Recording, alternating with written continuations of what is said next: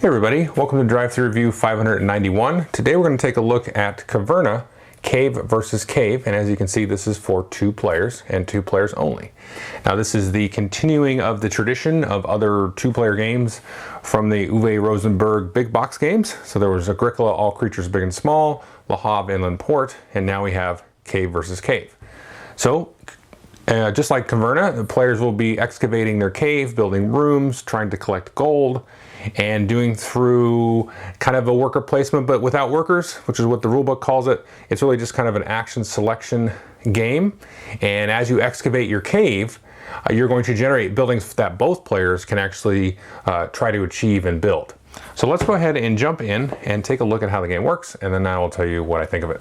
Okay, here is everything that you get in the box. You've got 1 cave for 1 player and 1 cave for the other. You've got this row of action tiles that you're going to be taking actions with, and you've got a sort of a starting seed here of various buildings that players can build. Then you've got some other little tokens up here for keeping track of taking actions on your turn.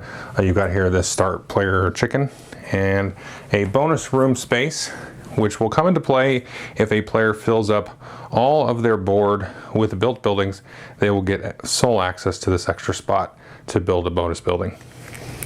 And then you also get these walls here, which will come into play when you actually build the buildings. They kind of provide structure for the buildings. So let's just take a look at each player's player board here. Now everybody's going to have resources on this track here. You can see you get a variety of resources: vegetables, stone, gold. Now everything is maxed at 9. You can move it up to 9 except for gold, which you can flip over and then remax it up to 19 if you get that much gold, which is possible. So you've got wood and food and all that kind of stuff. And then you also have these tiles here that are on all these spots except for these 2 here. And as you excavate, you'll flip these up and you'll throw these into the general supply, and these will be buildings that players have access to. Now one thing to note about the buildings here is you can see their costs. So this costs 3 stone and 4 gold to actually build. You need it to be surrounded completely, in this case, by walls, and this will give you a special ability. Now this is a blue building, and all the blue ones, there's not very many, will give you kind of triggered ones. So every time you build a wall, you'll get 2 gold with this one. Now let's see if we can find a orange one. Here we go. This one here, you can see you need 1 wood, 1 gold, and this allows you to activate it. So all the orange ones, including the one that you start with here, are ones that you can activate on your turn if you take that kind of action. And this one we could either change 5 wheat into 4 gold or 5 veggies into 4 gold.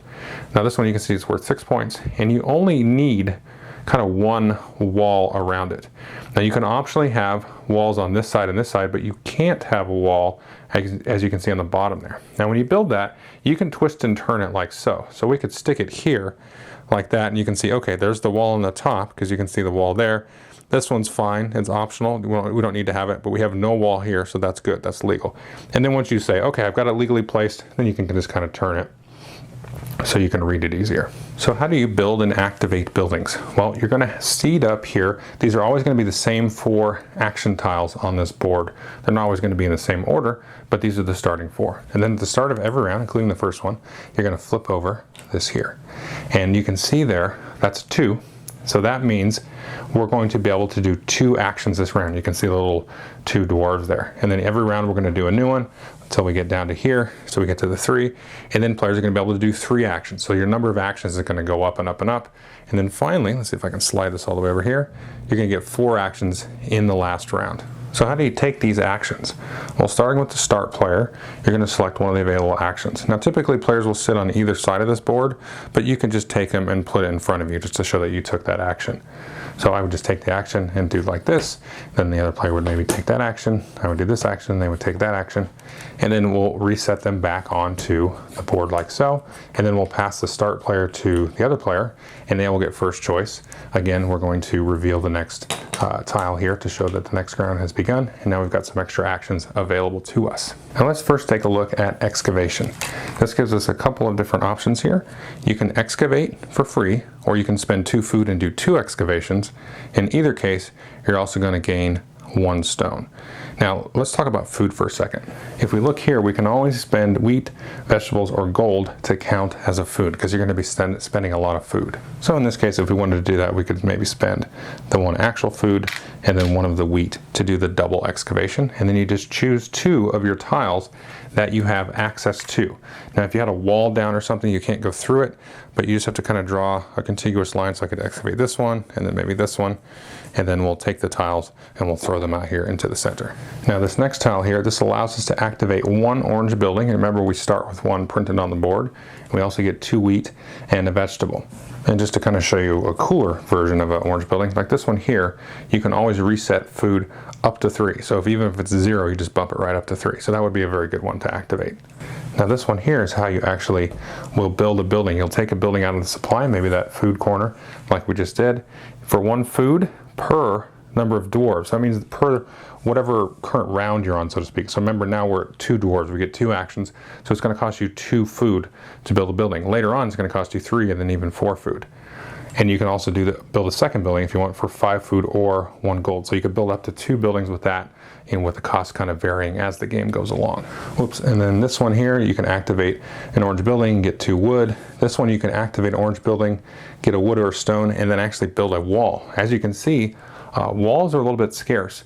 And as you noticed when I explained earlier how to build buildings, you need walls down to kind of sort of fortify and get these guys kind of, wiggled in there right. So taking this wall thing is pretty important.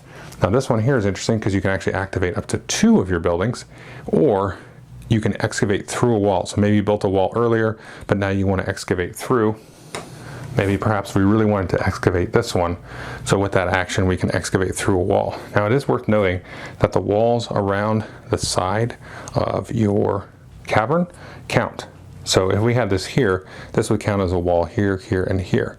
And then of note, down here in the corner, this has 3 around it. So if you plop the wall down here, you can plop walls down wherever you want, then this would make it very easy to do some of those higher level buildings that need to be completely surrounded. And just to kind of show you some of the more advanced buildings that happen towards the end of the game, this one allows you to actually destroy a wall and you get some resources out of it. This one here, you can excavate and build all in the same action. This one here actually allows you to activate through up to 3 of these orange buildings. And there's some buildings here that allows you to actually get a bonus whenever you do one of these orange activations. So you can even activate up to 4 buildings. Now it is also worth noting, if we take a look over here, you've got these little tokens here. These are just to help you during your turn mark the buildings as you activate them, because you can't like doubly activate the same building over and over. So these are just kind of keep track. You place them on your board and then discard them at the end of the turn. Now this one here allows you to actually build a wall and then a building in the same turn, but you must have more gold than your opponent to actually activate that. And this is always in the number 4 slot. And it gives you little hints in terms of the end game scoring. Every gold piece you have is going to be worth a point, and then you're just going to add that up with all the points that are on all the buildings, and that's all the points that you get in the game. Okay, so that is Caverna, Cave versus Cave. What do I think of it? Well, this is my favorite of the 3 2-player Uwe Rosenberg's games that are based on the big games, except for All Creatures Big and Small with the expansions. So I would say if you take that game without expansions versus this game without expansions, which are none, this I think is much better. Because you excavate the buildings, and that's going to kind of dictate what buildings are available not only for you but for your opponent. That's really going to change up the strategy moving forward, because you may not actually even see every single building, because some may not actually be excavated. The order that they come out and then they get snagged, that's going to be a big influence on the type of strategy that you go for, because you could go for trying to just build a lot of little buildings really quickly, get those down and get a lot of points that way, or get a couple that really let you churn through your resources and convert your resources into different things, and then again convert them into gold and get a lot of points that way, which you can get a huge amount of points that way. So the strategies kind of moving forward through the course of the game are going to vary from game to game. Now the game takes about half hour to play once you get the hang of it.